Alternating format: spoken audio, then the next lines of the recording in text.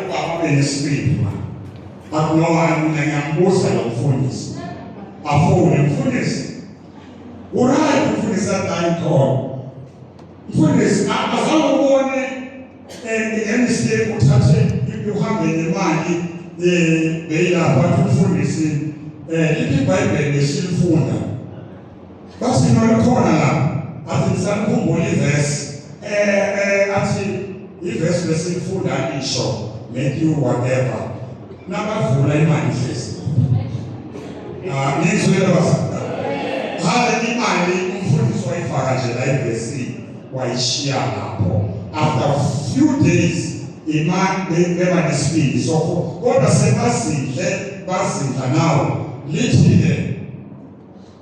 ngoba ukulahlile ukwazi ngoba siyakulahla ukwazi he will reject us. Bazalwane asisifundeleni amazwi ukuze sizozwa uthini uNkulunkulu uthini ngathi uthini kithi. Haleluya haleluya bazalwane uthi abantu bami haleluya benze njani bayafa imfihlo njalo ngenxa yani yokuswela ulwazi. In fact bayeqhubeka hayi ukuswela kuphela sithi sesilwazi bese siyalahla ulwazi. Amen. Njengamanje kunabazalwane kunomzalwane okhohlisa abantu uvule izulu eKZN basenabantu abawu-50 abantwana bayaresigna amina abantwana beba-wina ama-scholarship ukuthi baya Cuba no bayekile bahlele ezulwini eshadini alowo abanye baresayinile ukuba amanesi abanye bekamaphoyisa baresayinile bahlala nalo muntu bathi kusezulwini. Haleluya nibuke ku-television it's there kumile lamalanga bahambela ngabantwana abancane nawo government is looking at laba abadala bathi swine basikhethele but safuneka-ke i-court order bayokhipha abantwana abancane ngoba bathi uthi lo mfundisi no school nothing unamavesi abafundela wona. Haleluya.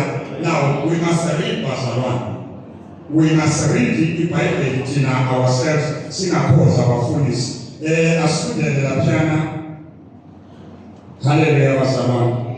Nkosi yami asisebenzeleni uNkulunkulu ukuze sikwazi ukuvuna ubuhle nobumnandi.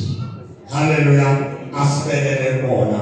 Let me promise you ngikuthembise lokho omunye nomunye okhona la ngaphakathi unokuhle uNkulunkulu akubekele bona. Omunye nomunye okhona la ngaphakathi uNkulunkulu unobuhle bakho akubekele bona. Ngakho-ke sebenzela wethembe uNkulunkulu. John 3:16 ngoba walithanda izwe kangaka waze wanikela ngani ngendodana yakhe the only one ebeyizelwe iyodwa. I'm sure noma ungaba na 5 yamadodana nasingathi thathe 1 siye 1 silinde nje 1 ukuthi thina sisinde ngayo. Asithi wena uzothola imiliyoni sithi sinike sukusinda ngayo ngiyakuvuma no sazosala na 5 akuna 6 uzosala na 5 or na 5 uzosala na 6 uzosala na 4 ngeke uvume. Kodwa yena wasithanda kangaka wanikela ngayo iyodwa. Now thina shoti eyodwa ukuthi wena uyi-1 usinikele kuye ukuze wena lalela yena uthathe indodana yakhe ukuthi isindise thina. Wena uwedwa-ke manje ushoda into eyodwa uthi ngiyayamukela inkosi uJesu ukuze kusindiswe bani? Kusindiswe bani? Kusindiswe mina. Haleluya. Haleluya bazalwane. Bangathi nje ake ngibone izandla ezithi mina njengamanje ngiyazinikela kuyo lenkosi. Haleluya, ngiyazinikela kuyo lenkosi. Haleluya, ngiyazinikela kuyo lenkosi ukuze ngisindiswe. Haleluya bazalwane. Thank you so much. Ake siye lapha ku-Matthew 27 verse 41. Matthew 27 verse 41. Hallelujah.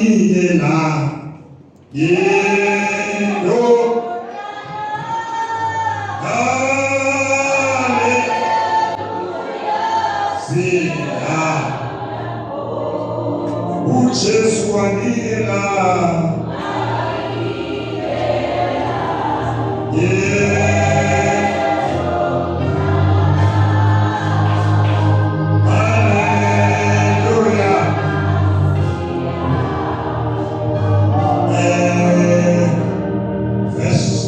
Let's leave that one. I wanted to start there. Bese ngiyehla ngifuna ukuwonga isikhathi siye verse 46. Kepha ngehora lesishiyagalolunye uJesu wamemeza ngezwi elikhulu wathi, Eli lama sabakthani, okungukuthi Nkulunkulu wami, ungishiyelani na? Oh Jesus. Hallelujah. Hallelujah. Hallelujah. Uma bengithanda ukuya lapha phezulu, ingoba bengithanda ukuthi before ufika lapha ku-46 uma ungaqala lapha phezulu ngicela sizenzele lo musa masifika emakhaya. Haleluya.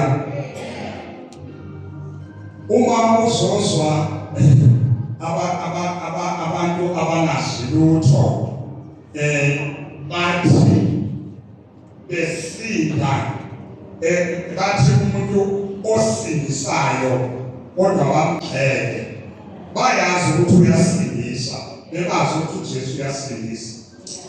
Haleluya. Kodwa yizwa bathina bathi uhlala sindisa abanye bafunda ku verse 42. Abanye bathi wayangasindisi yena. Can you believe that? Hallelujah. Now we concentrate kodwa ukuthi uJesu wathi kuye. Let's quickly move to Luke 23.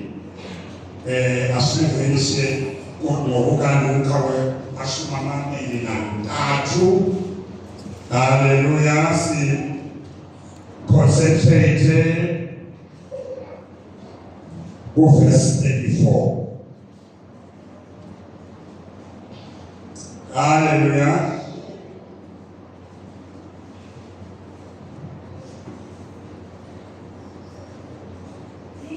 Kusesenjalo laba ababedelela nesithola futhi bebangisana nangengubo yakhe.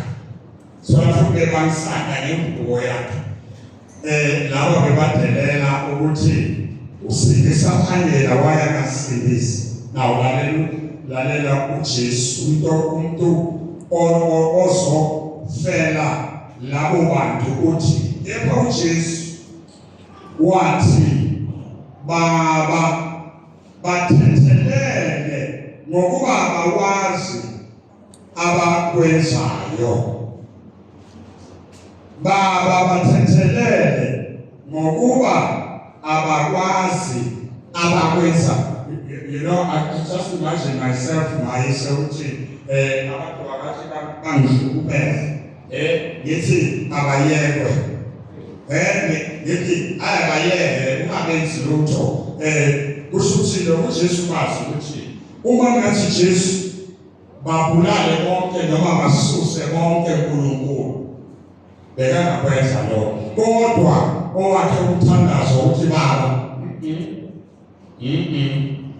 laba ngoba shoni uma ungabhoboza lendlu lewasuthi kuzongena amanzi ngoba uma uyisima Yesu will do it. Bantu Jesu ngoba uyabona abadala they don't understand ukuthi yini le abayenzayo nanokuthi ubani lo abakhuluma ngaye kanje uthi Baba ungangivikeli bathethelele ngoba abakwazi abakwenzayo. Hallelujah. Can you do that? Ungasho wena? Never. Hallelujah. Kodwa ke uJesu uthi Baba bathethelele ngoba abakwazi abakwenzayo. Ngikhuthaza njalo ngisaphila ukuthi mawufike ekhaya please uzifunde zonke lezihloko imnandi uma wenza kanjalo usifunde sonke isihloko lesi uzothola le ndaba ukuthi ifika kanjani lapha. Ake siye laphana uverse 43 khona lapho kuLuka 23 ungamuvi nje uverse 43 uthi ngiqinisile ngithi kuwe namuhla uzakuba nami eparadise. Mangithi when you read lesahluko usifunde zonke ziphelele uzoyithola le ndaba imnandi kanjani before ifika la. Hallelujah. Uzoyithola ukuthi before ifika lapha ku-43 imnandi kanjani. Bathi ngendlela abadelela ngayo bathe uma bemhenga uJesu bayomhenga nabantu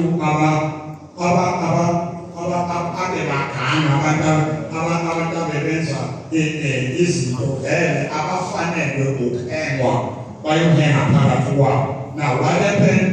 Bamthathe bamfaka phakathi kwababili laba abebazi ukuthi bona benzeni.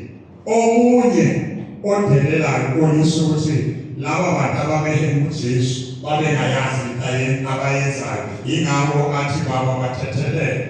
Omunye phakathi kwabo uyadelela vele sikhulule mani nathi wena waye ungasikhululi usikhulule nathi.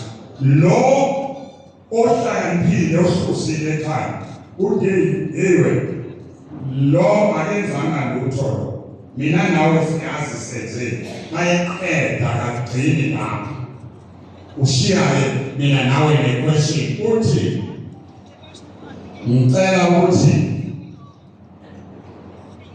isinayo lapho uyasicelela kuJesu uyasicelela lo uthi mina ngicela ukuthi ungikhumbule athi ngifunde so that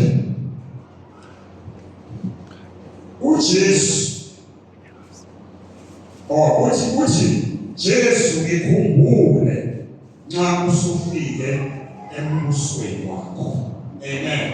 Yilo hlakaniphile uthi Jesu mina cela ungikhumbule mawufike embusweni wakho. uJesu akakriticize akamuzi ukuthi why ufuna mina uthi namhla angithi ubezobulawa vela uJesu uthi ngiyafana uthi namhlanje ngizakuba nawe. Amen. Namhlanje ngizakuba nawe. Hallelujah. Uthi namhlanje wena uzoba nawe kuphi eparadise. Question osiyami yokuthi ingabe mina nawe are we prepared ukuthi sithathe leyo ndima yokuthi Nkosi namhlanje ngicela ukuba nawe. Hallelujah bazalwane. Inselele leyo yokuthi namhlanje asimemeze sithi Nkosi ngicela ukuthi ungikhumbule uma ufika ekhaya ngicela ungena nawe ekhaya esinda phela kuJohn. Hallelujah. John 19. John 19. Where is John 19? Yeah. Wanikela yodana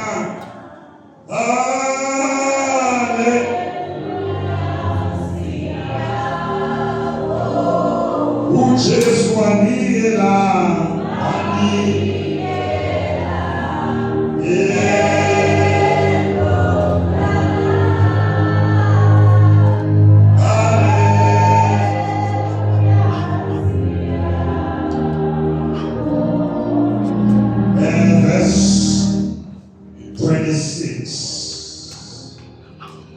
Verse 26.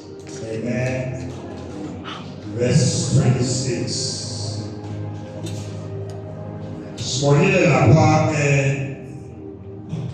ukuthi wona lamabutho lawa athi sekubethele uJesu esithomanweni. Athatha izingubo zakhe azenza izabelo. Wona kanye lalela ubulala umuntu uthanda into zakhe. Amen. Akasingene straight to 26. Ngenxa yesikhathi bazalwane, I need your concentration. Kuthe uJesu ebona unina nomfundi amthandayo belingakhona, wathi kunina, mame, bheka indodana yakho. Wayesethi umfundi, bheka unyoko. Kusukela kuleso sikhathi umfundi lowo wamisa kwakhe. Mawuya lapha ku-25 ithi kepha kwakumi ngasesiphambanweni sikaJesu unina kanye nodadewabo kanina uMaria usisi amama kaJesu. Amen. Hallelujah. Now look at these people abanamembeza kangakanani. Uma benza lokhu they didn't care ukuthi kunomama kaJesu khona lapho. Amen. Emva kwalokho uJesu ekwazi konke sekuphelelisiwe ukuba umbhalo ugcwaliseke, wathi ngomile. Amen. Now esifunda kabanzi la ukuthi ukufa kukaJesu was a plan. Amen. Ukufa kaJesu was a plan ngoba uNkulunkulu wabuka ukuthi abantu bami bayona bayafa mina uma ngibadalele ukuthi aphile phakade. Amen. Wayesebuka ukuthi after everything these people are bezwa kodwa ngoba ngiyabathanda ngithi ngithathe uNkulunkulu ngoba uyasithanda, wabuka wathi ngithathe owami and the only one ahambe ayobafela. Sekwenzakele konke, sekuphelelisiwe, sekwenzakele konke ukuba kugcwaliseke konke lokhu okwenzeka bekugcwaliseka kombhalo.